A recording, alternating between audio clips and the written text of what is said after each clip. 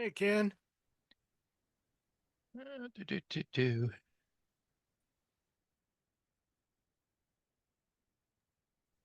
Okay. Hello. I recognize my little warning on the computer that yes, check in, see how things are for the new year. Yeah, that's what I'm doing too. Now, whether we'll have anybody else show up, that's you never can tell. Nah, but it's early. Yeah.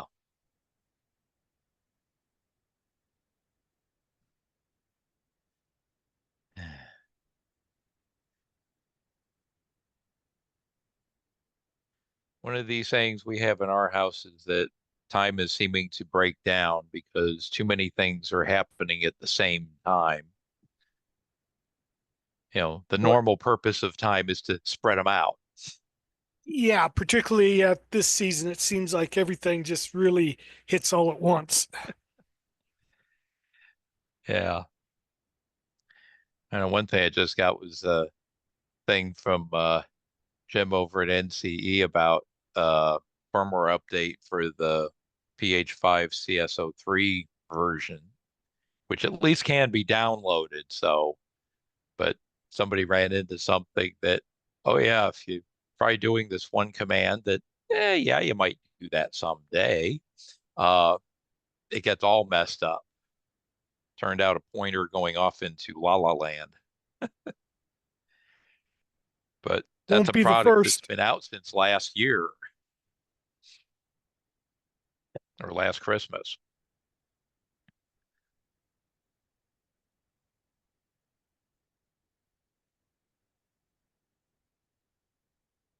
It sometimes gets funny how long a bug can sit out there at nobody did just the right combination to get it get it to happen. And the usual answer is that, you know, you check all the things you expect. You can still miss things because, well, I never expected to do that combination. Yeah, right.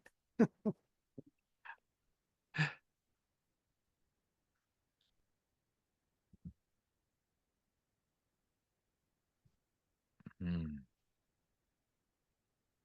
Are you going to what is it, the Amherst show this year? Yeah, yeah. Oh yeah. Yeah, I give a couple of clinics on JMRI and LCC. Then I've got a help desk that I kind of try to field just about anything. I keep a test track, programming track handy, and I also talk for OPSIG and LDSIG, giving out advice. Yeah, So, I was operating this afternoon with a couple who are from Denver who are planning on attending first time this year. hmm yeah, it's quite the show. And actually, this year I was just talking to the chief show director, and he said that this is the first time where A, all of the slots got filled back in September, and B, there's been no cancellation so far. He says usually just the ebb and flow of things, there's always some that, somebody gets sick, somebody dies, somebody, whatever. And he says that no, this year, um, yeah, there's just it's going to be bigger than it's been before. And he says he'd really like it if the fairgrounds that he's at, which is the Big E in Springfield, Mass, had about another 25,000 square foot building because he said, yeah, I could fill that. But anything else on that site isn't heated for the winter. Wow.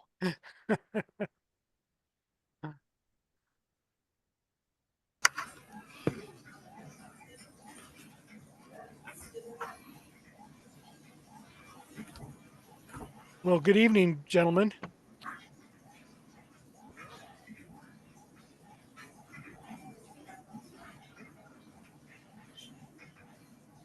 Is my mic working okay?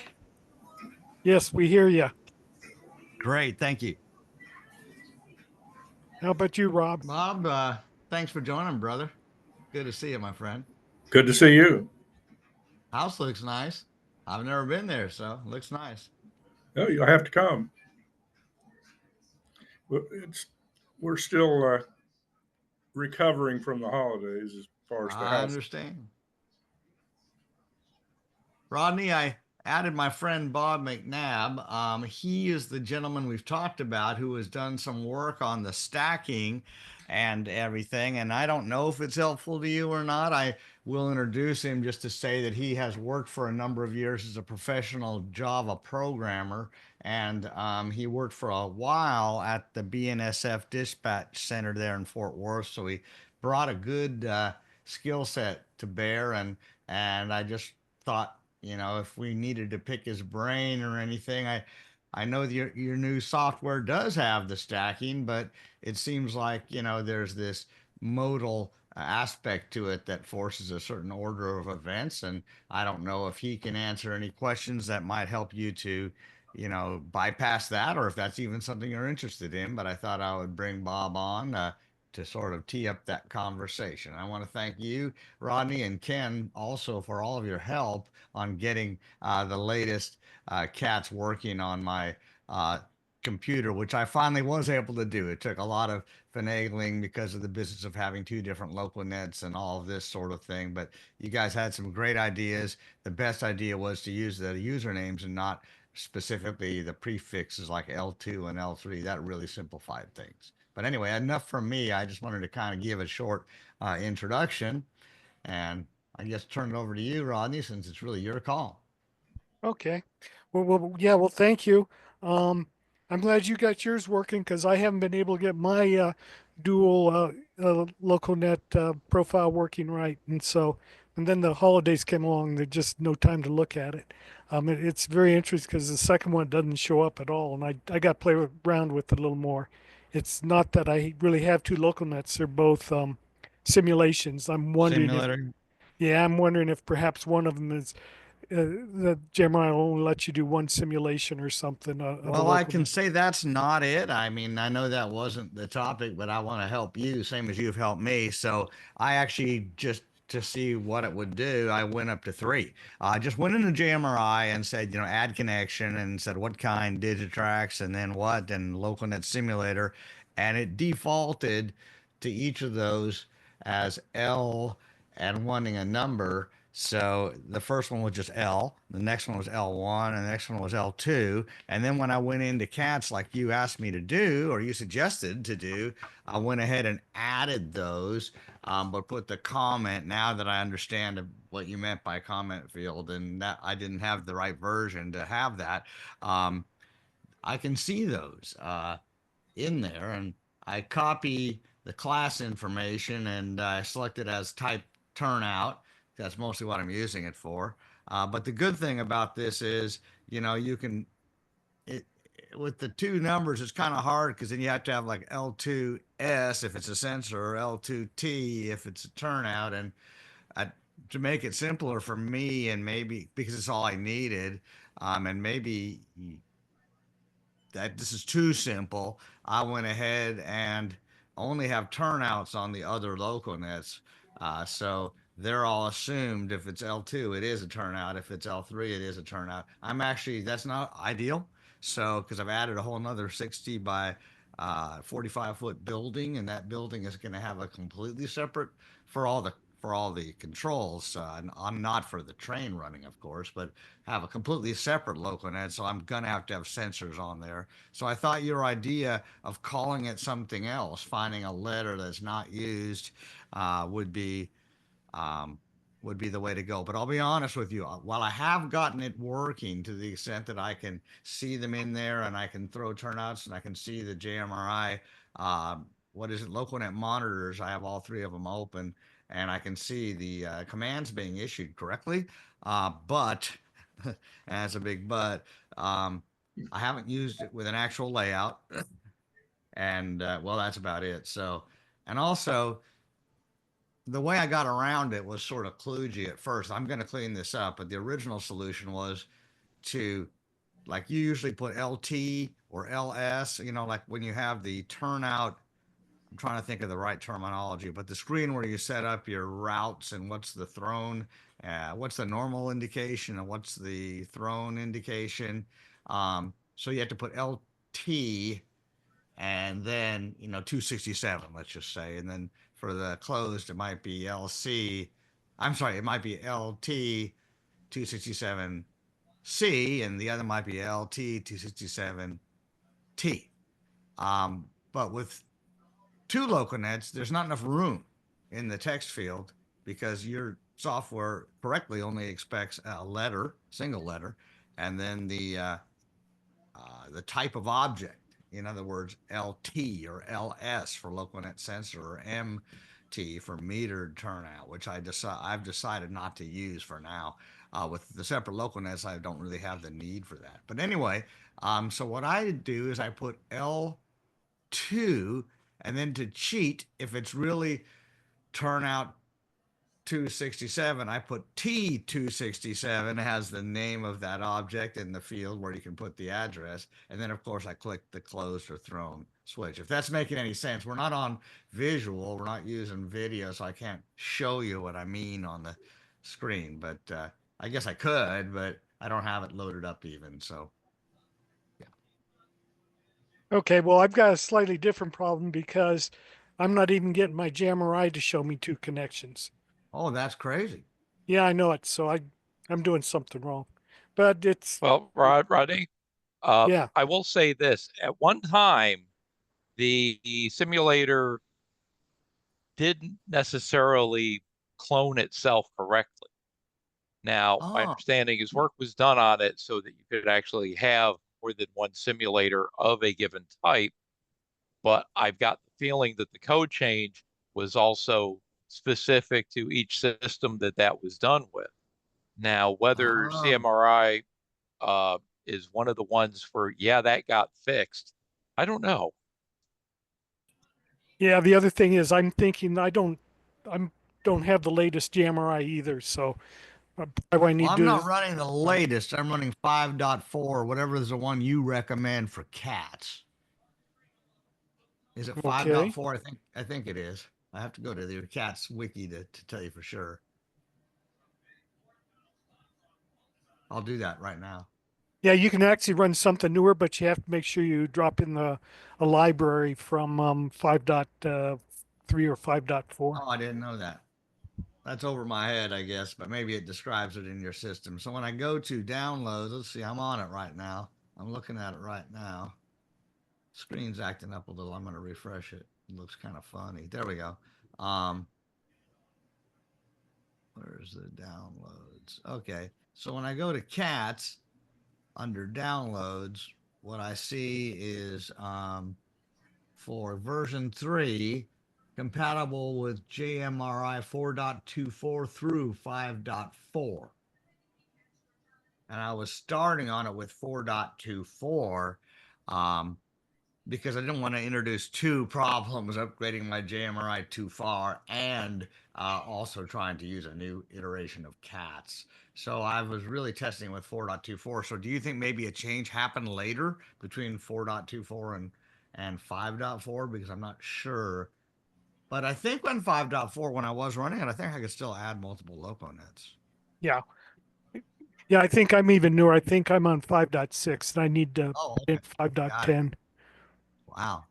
Yeah, Okay. and the only reason I haven't updated the web page is because is around 5.4 that JMI kicked out the old log4j library and they put in a newer library, and when that comes in, then I have to change all those log calls in which I put things in the log, and I'm testing that, but my environment isn't cooperating with me right now.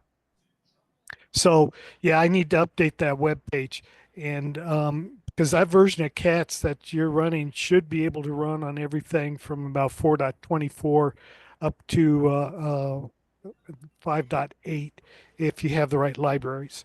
I see. And how do you? I don't want to take going off track, but it looks like it's only just the five of us on this call. How do you know, how do you install these libraries? Is that something that's in the documentation somewhere, or I just have to know, or maybe I go on the user groups and ask, or Um, the way you install the library is you find it and then you just drop it into the /lib file in a /lib folder in your JAMRI program files folder. okay. And it was the library. JAMRI for some number of releases has supported the old logging and the new logging, and in other words, they distribute the libraries, the proper libraries, and up to about 5.4. Then they drop the old log4j, and they assume that everybody's going to be using the new Java Oh logging. yeah, okay. I didn't understand the terminology. I have done that because I had to do that to get the thing to run. So okay, I understand now. It's just that those two files you drop, you create a folder called lib, and then you put two files in it. If that's what you're saying. Yeah. So one of the things I want to do is because I've got one of my essential test layouts here is running something older than 5.4, and I think there's an older in the Jammer 5.0 to 5.4. I think there's a library that will work for me, and so in other words, before I make the change to the new API for the newer logging, I want to make sure that the older systems can still run. Great. Okay, so Bob, I kind of recognize your name. I guess you had been because of the correspondence I'd seen with Steve. I think that's where I saw your name, and that, Most likely. and I'm amazed that you're able to actually stick in that the stacking that you did. It was because that code. I started looking through that code and some time ago, and I just said I don't understand how it works anymore, and so I rewrote it for the stuff that Steve is using now.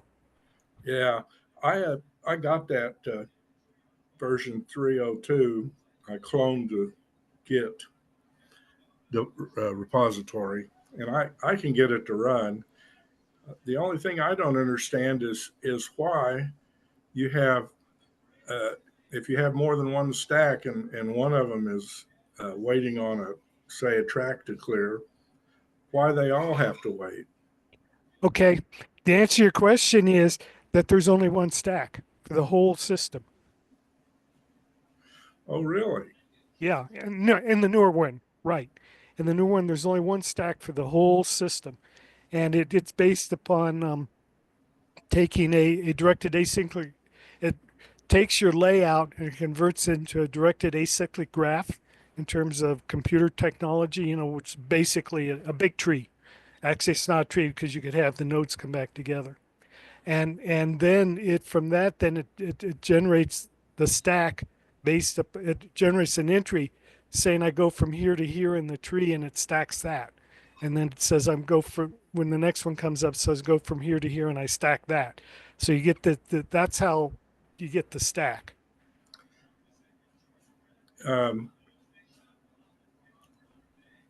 do you have plans to change that in the near Yes. future um to where we can have stacks all over the place and they're not depending on anything but their own little area there? no, I'm not trying on changing that, but I actually and I need to, as soon as I can get the next release out, because we've been testing this for about a year, is that the way it works then is you got the stack, okay, and when an event occurs, then it compares the acyclic basically the graphs on each element in the stack, and if the one of and if it there's no overlap between an element and something above it, then it'll fire. So the newer stuff will actually is not the strict ordering. Do you happen to know off the top of your head what files that stacking code is in? Wow. It's all yeah. Most of it's involved in there's a single file in the new stuff that's called something about stack. Yeah.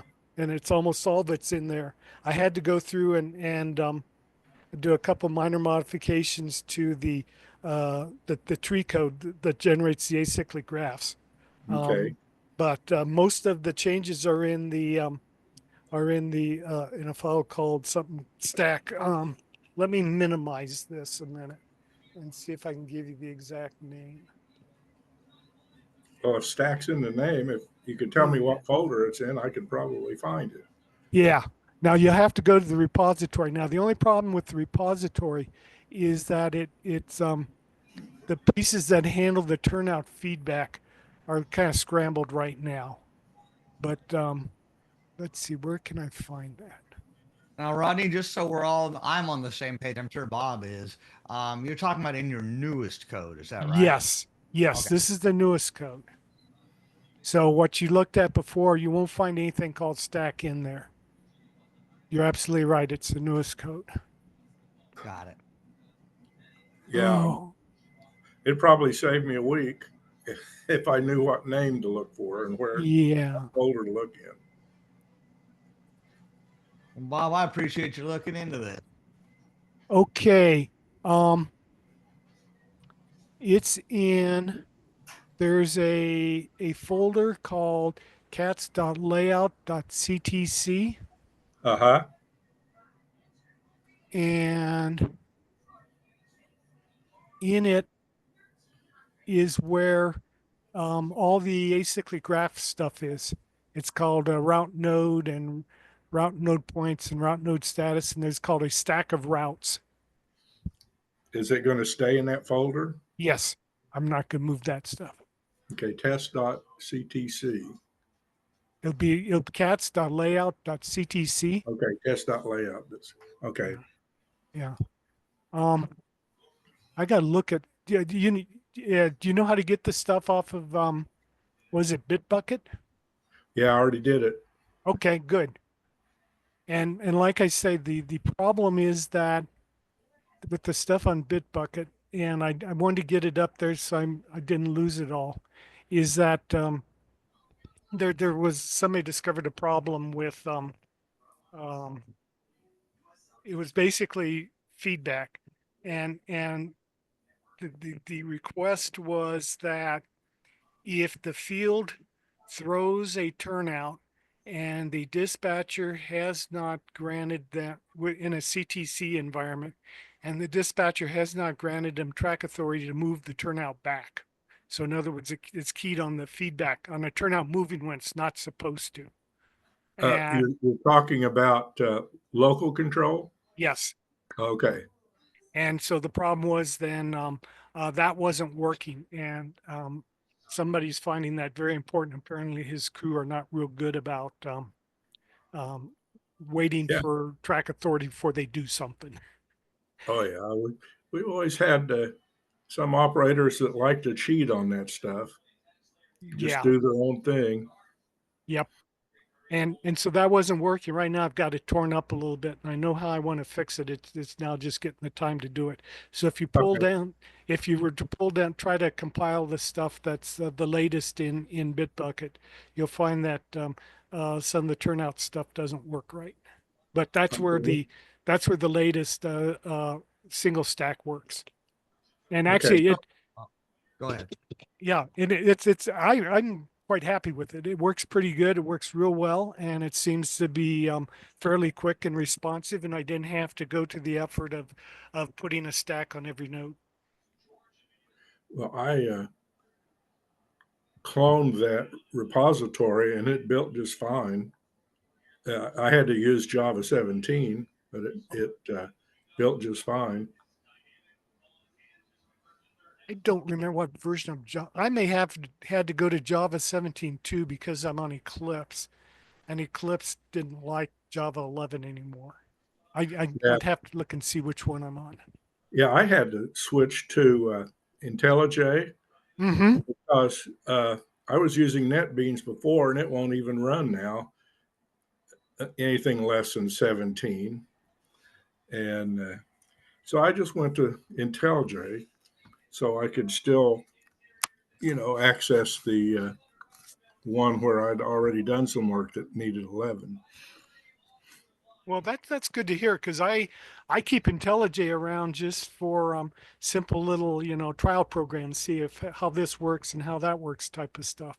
I find Yeah. it very quick and easy to use. I didn't think about using it for cats itself.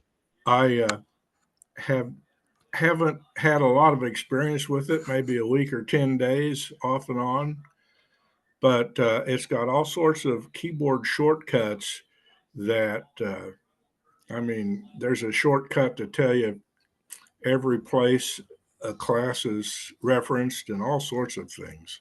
Hmm. It's really cool. Yeah, I'll have to think about that again then. It's the first software that I've considered buying in a while.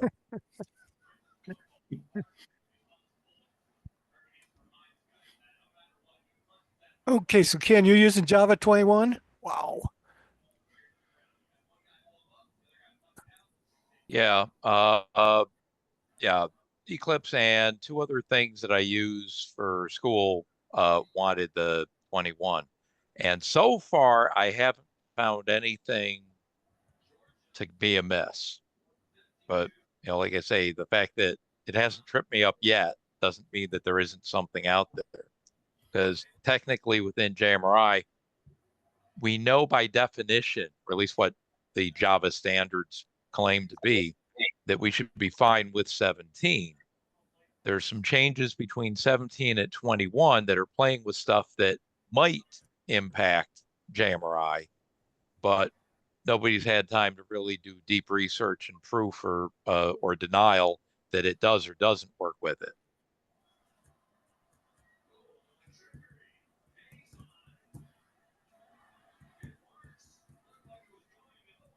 Yeah, I tried NetBeans a little bit too, but I didn't like it nearly as much as I like Eclipse, and I'm not sure what it is. It's like things are happening and you don't have any control over it. You can't see what's going on.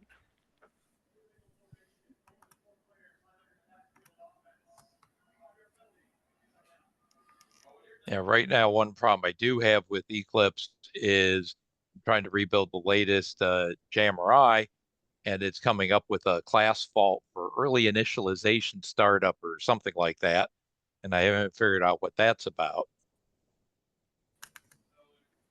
Yeah, my experience with trying to build JMRI under Eclipse is I usually figure it's going to take me a day or two simply because I go in there and you do a clean here and you do a compile here and a build here and won't work and then all of a sudden it works and you have no idea why. So and it's all with the Maven and the Java compiler and all that kind of stuff, and which I totally don't understand. But so I know that if I keep trying enough things, eventually it'll work. But I don't know the right combination that I can just download the JMR source code and build it. And I think also part of that's also Windows, because I got the impression Windows implementation of I think it is Maven isn't very good. Yeah, I basically avoid Maven. I've just been, when I do need to get the big build, I do the clean and real clean in Ant and then let it build from there. Yeah, I think that's involved in what I do.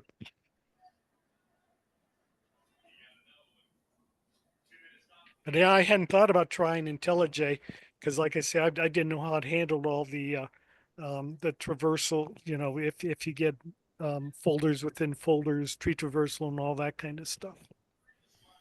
Well, it's the most widely used if you believe their hype, Hmm. and and I can't answer all those questions because I'm new to it.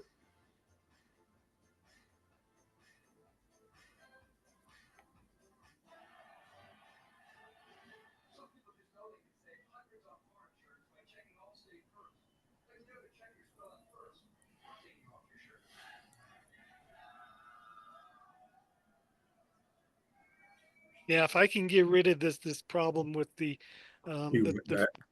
with the turnout feedback working, I want to get the stuff out, and then I also want to get my web page upgraded to say, yeah, but I want to get onto the good log for Jay. So those are the two things that are keeping me from doing a major release. Yeah, it's interesting. I've always been fascinated by the functionality you had that it could automatically reverse a turnout. It seems like even as your own manual kind of admits, it's going to baffle some operators. But as they keep pushing the button and it keeps switching back, then they're going to say, okay, wait a minute. I must be doing something I shouldn't be doing. Um, but there's also, and a lot of railroads do it, and I think yours, or I should say John Parker's does, is that, you have to unlock the turnout or the dispatcher has to give you track and time or you can't reverse it. So I'm not saying, you're trying to serve lots of different customers or lots of different use cases, and that's quite an undertaking, especially when you're selling your product for free, basically. But and I admire you for doing it. I'm just saying I hadn't realized that many people were actually using that, that feature that will reverse any actions that were not allowed by the dispatcher.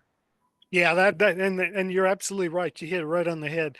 That is the problem because, and particularly again, John Parker's layout, when you unlock the turnout, you literally disconnect the power from the SCHC to the tortoise, which means that the computer's lost total control over it, and it can try to throw it back, but nothing's going to happen. So then, Right. yeah, you're and that's what I'm struggling with is making sure I get all the various use cases right. Yeah, that's a interesting way to handle that problem. The way I saw it was the opposite. It was probably yours is more realistic, I think, compared to the prototype. Because you're right, the dispatcher can't throw a switch that's locked. But of course, neither could I. But what I'm doing anyway, just to cut to the chase, is I have little relays that cut the power to the fascia button, so the dispatcher can throw it. But of course, the way you've written your software, if I'll allow track and time, the dispatcher cannot throw it. Your software prohibits that, so that's good. But also, the button has no effect unless I've granted the track and time, and then the little relay allows voltage to that fascia button. Little Yeah, art like an Yeah. Arduino, little small relay. Hey, that electrical engineering degree came in handy, didn't it? Once in a rare while, Bob. Once in a rare while. I don't know if you ever noticed, but when you stack a signal uh, on the code that I did, if it can't throw it right then, it'll try to throw it and then throw it back. hmm. If there's an occupancy or something, if I've you actually watch seen it on the screen. It kind of doing this a little bit. exactly, yeah, because I wasn't smart enough to figure out how to get it to do what I wanted to do if it didn't try to throw it. Well, it worked for us. It With, works. with one big caveat, just because we're all just shooting the bull here a little bit, Rodney and Ken, and that is I cannot trust using current sensing detection for turnouts. They're too short. So if you have an 85-foot passenger car or something else goes wrong, or you forgot to put resistor wheels in one of them, you can throw a turnout under your train. So I've put optical detection in all of my turnouts, but everything else, like big long blocks, is current sensing. Just FYI. No, I think that's a really good idea, and I have to agree with it. And that's another thing when I did the stacking and the NX that I took into consideration is that particularly on another one of my beta sites is N-Scale, and N-Scale current detection is really flaky. If HO is much more solid than N-Scale is. So consequently, there's if you go looking around, you'll see there's a timer in there, and when Cats thinks, it looks like I can throw this turnout right now, then it starts a timer, and it checks it for that duration. So if it comes back, then it cancels the operation. Otherwise, at the end of that timeout, it'll then move it. So it waits a short period of time before it actually does the operation. And I believe that timeout can be set, from anywhere from like 1 to 4 seconds or something like that. Wow, that's clever. And it's not a guarantee, of course, because like you say, if you got some really long base equipment, it may take more than 4 seconds for it to get over the turnout if somebody's going slow, Yeah, but it tries. And thus yeah. far, it looks like it's worked very well. I've also used Logix to put a, I can't remember how many, it was like a 3 second or so delay before a state change is reported back to the system. So, that also, once it says it's occupied, it takes a few seconds before it'll unoccupy. Yeah, I did. I've got some of that in cats as well. Um, because if you do some checking on their appearance, there's some debouncing going on, Yeah, and it I've seen that and I started using it. That's cool. I may not need to put the Logix in now that you have that. That's a good feature. yeah, another really interesting little thing. Again, I don't remember what it is, but it you can actually get statistics on how long your pulses are in cats. There's something How do in you there, do that?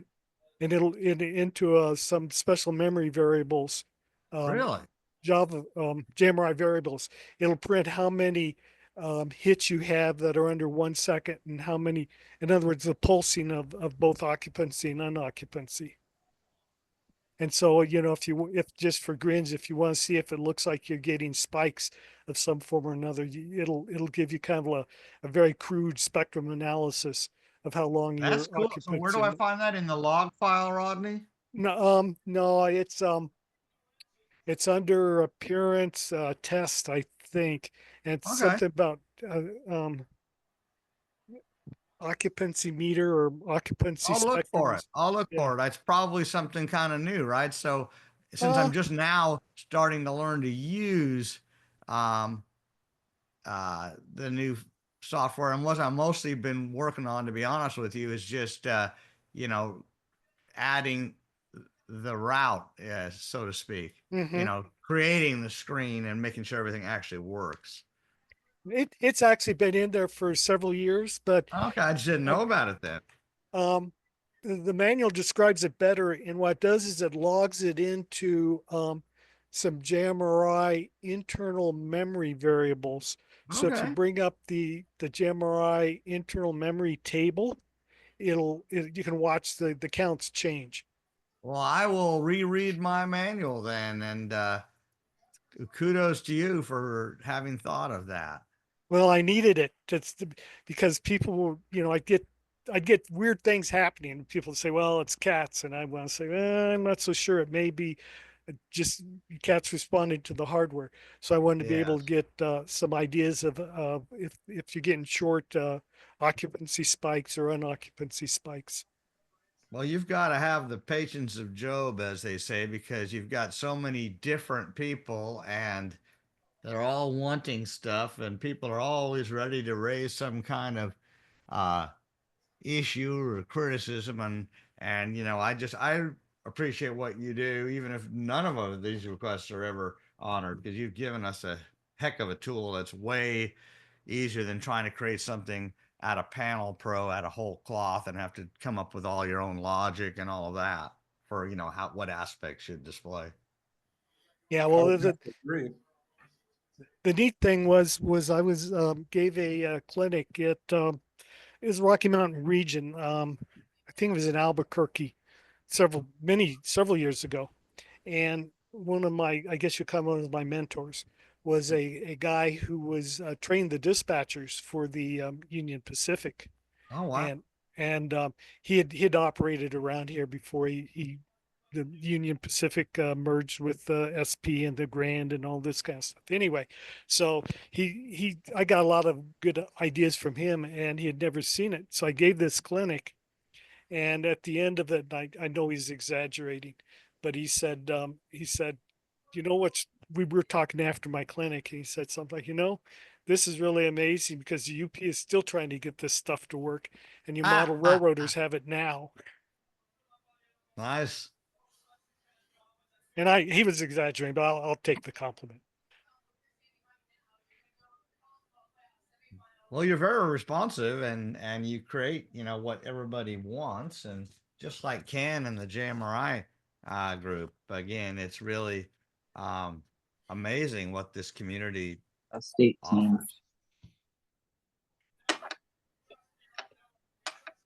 Yeah, I agree Do because it all 4 years. I couldn't, cats wouldn't be what it is without JMRI, and that was one of my happier moments is when I saw what Bob Jacobson was doing. This is like back in 2004 what he was doing with JMRI, and I said this is exactly what I want. He was drafted by the Bears in 09, but he's got a medical condition that wouldn't let him play pro. Hey Steve, I think Jane's getting on your conversation. Okay, hang on. Yeah, I thought it was muted. I'm muted. Oh, Steve Black. Sorry, I thought you meant Steve Davis. Yeah, I was muted. No problem. We're just talking here. Hey guys, just wanted to say hello from Porter, Indiana. Haven't been able to join one of these. Nice to meet you guys. Nice to meet you, Jeff. And Rodney, I echo what I heard a little bit ago. You've helped me out, whether you knew it or not, through email, and I really appreciate it and everything you've done. I'm sitting here looking at my dispatcher panel. All right, Jeff. Thanks.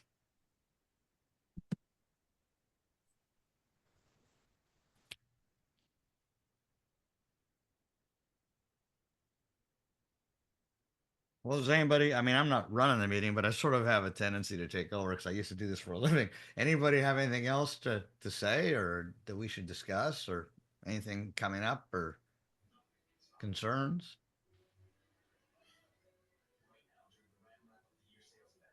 Yeah, this is your time to talk.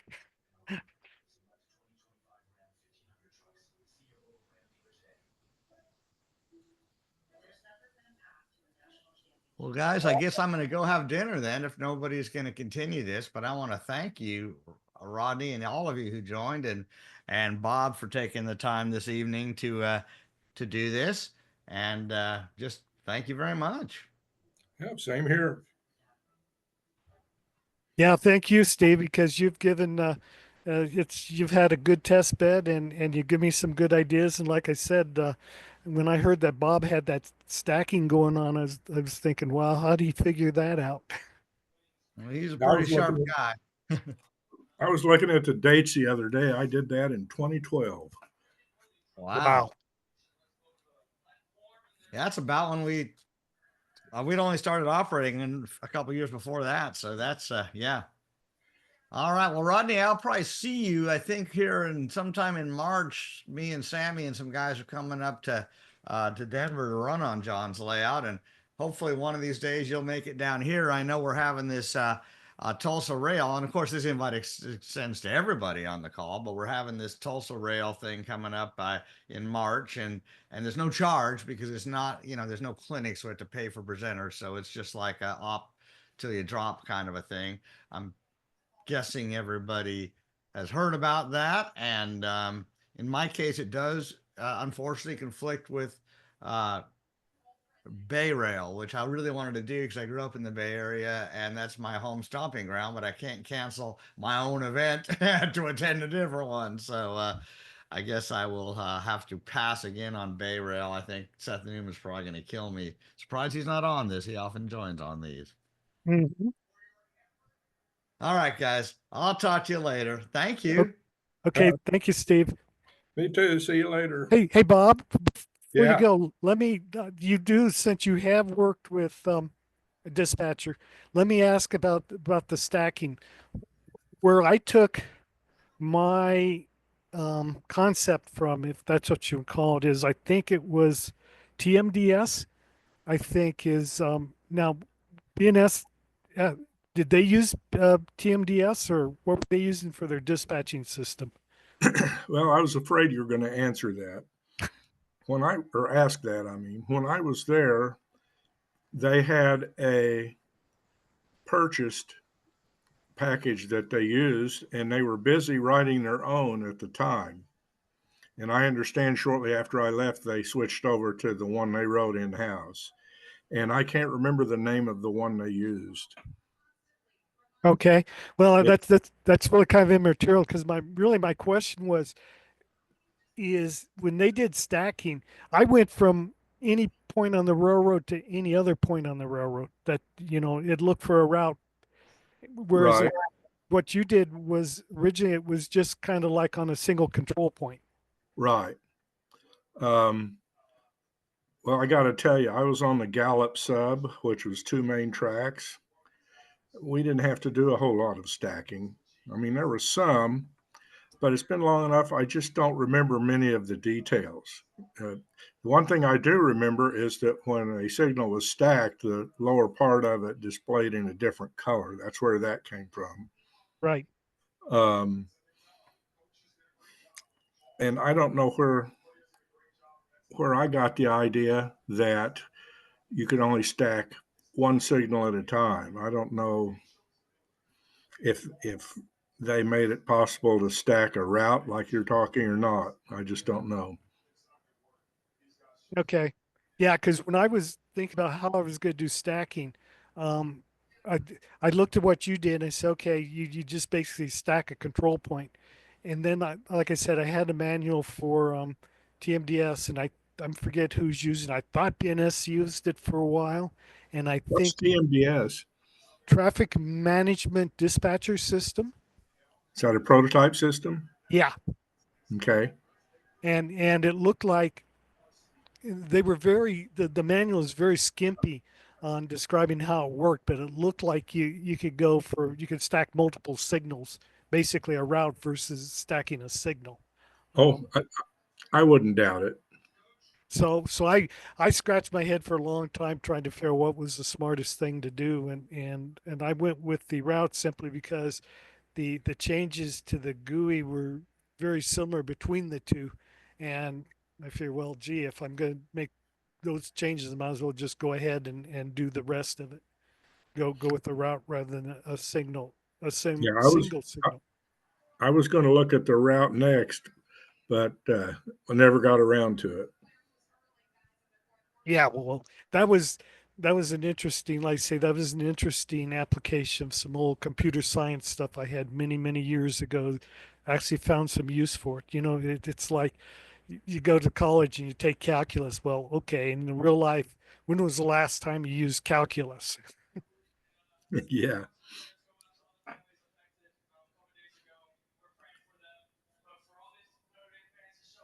Any other questions? No, no, that was pretty much it. Okay. I'll have to think about some more that I've kind of wondered how things work, but that was the basic one. Yeah, they also had in the software that they had, you could set a signal to where if a train uh, approached it close enough, it'd clear itself. Oh, interesting. And, some of that stuff I thought, well, there's no money at stake on a model for delays and all that. So there was a lot of it that I would leave out. But the route, the entrance and exit thing is pretty useful. Hmm. Yeah, particularly on a model railroad where you have these short runs, and it's nice to be able to go from this signal to that one rather than, block to block. Right.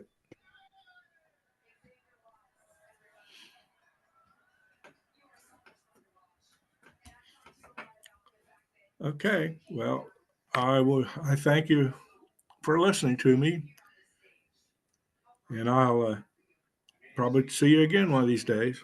Okay, hope so. And if you come up with Steve, we'll meet in person. Yeah. You live in Denver, I live between Denver and Boulder. Louisville, or someplace like that? You got it, Louisville. Okay. Well, I lived in Littleton for a long time. Well, it's actually called Centennial now, but Uh-huh. I know then exactly. it was Littleton mailing address. Yeah, you wouldn't recognize it now. Oh, I was there a few years back. It's way out of my price league now. All right. We'll talk to you later. Okay, good to meet you. Good to meet you. Bye.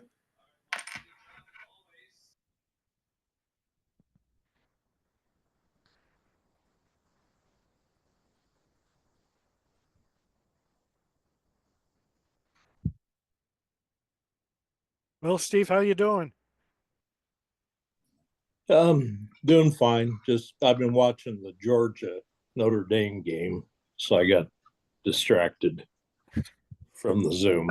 Um, Otherwise, pretty good. We have snow.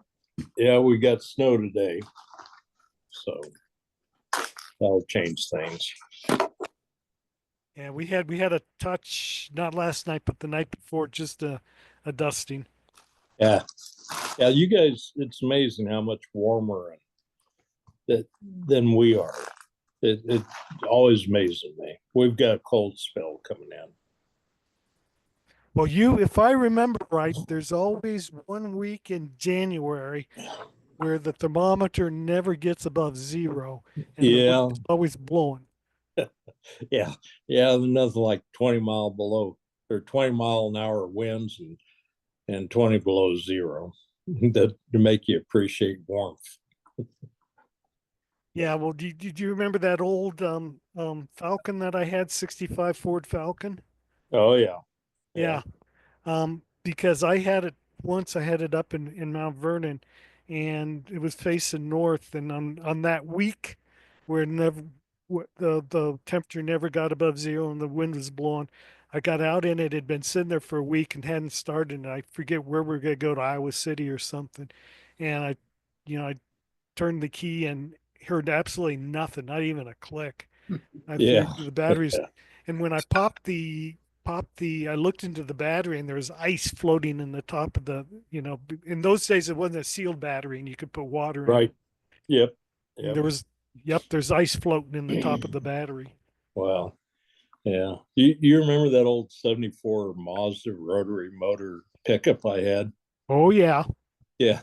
You know, I could take, if it's a cold day and windy, I couldn't drive east. I could drive west as far as I wanted to, but I couldn't drive east because the north wind would freeze the gas line under the driver's seat.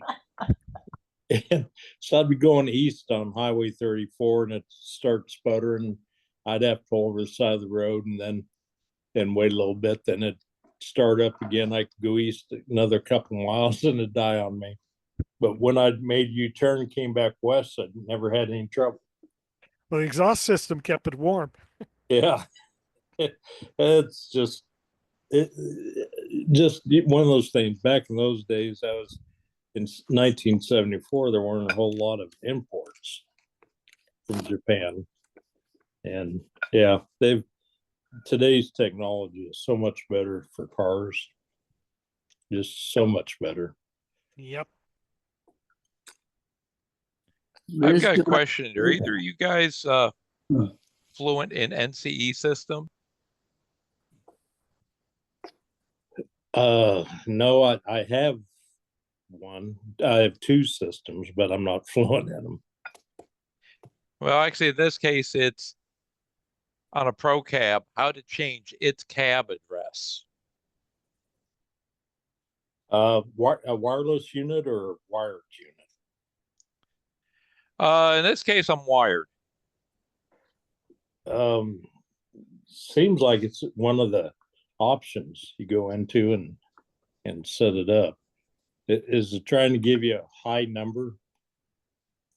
Well, in this case, as a test of something, because of course you can set in the command station, okay, only allow certain things to be done by cabs below this number type thing. Right. And I was trying to do a test, but I first have to take my cab and change it from a higher number down into the range I happen to pick. Yeah. I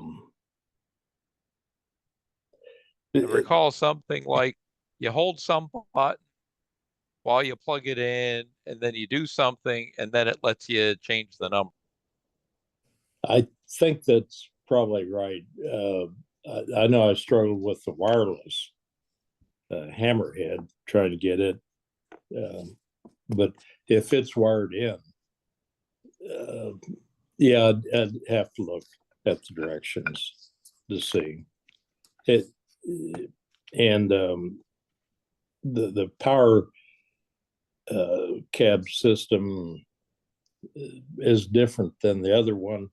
As far as the cab address, you can dial in, and you just have to look at the manual, I would think. Ken, you belong to the NCE groups.io, don't you? Oh yeah, it's just a Yeah. matter of, okay, figure there was a chance if somebody knew off the top, then I don't have to go look it up because I got all different manuals. And actually, this is Yeah. all part of doing some firmware testing for Jim because of a bug that was discovered in the PH5. Yeah. That's another thing. I've only did a partial upgrade of the firmware chips. I haven't done the radio chips yet. But here again, you're plugged in directly into it, so I can't tell you off. I've done it. I just can't tell you off the top of my head how I did it. Yeah, it's been too long since I've done it. Yeah, and then when that CR 2032 battery goes bad, then you gotta go back through the whole thing and set it back up.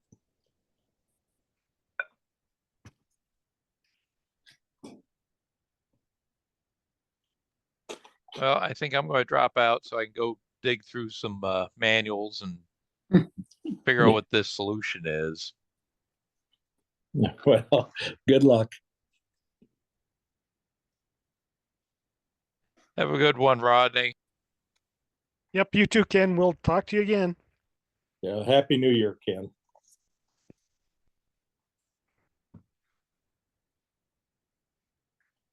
Um, so, Rodney, you've been pretty busy. Oh, like to say, like a one-armed paper hanger. Yeah, no doubt. It's kind of amazing how the activity on the groups.io go during the Christmas Day and maybe the day before. There's hardly any activity, and now it's all flared up again. Yeah, well, it's been a lot of just other stuff going on. We have parties. We Yeah, trying to get Christmas letter together, which means going through photographs, and it's just been and operating sessions. It's just been crazy. yeah. Um, Went to Mike Black's. His birthday was last Saturday, No, and so we celebrated his birthday. Mickey and Kyra didn't come over. They've got some kind of family bug going around that made everybody sick. But China. when you mean sick, is it like vomiting and nausea and? I think so. It was bad enough that Mickey didn't come over. Ty and Austin drove over, but Mickey didn't come. Yeah, I asked because Andy and Jackie had the same thing, and I'm seeing that there's something called norovirus running around. Okay.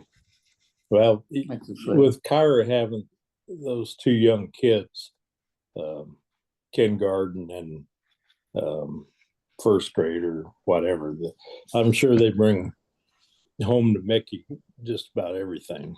Oh yeah, they're little petri dishes. Yeah, that they are.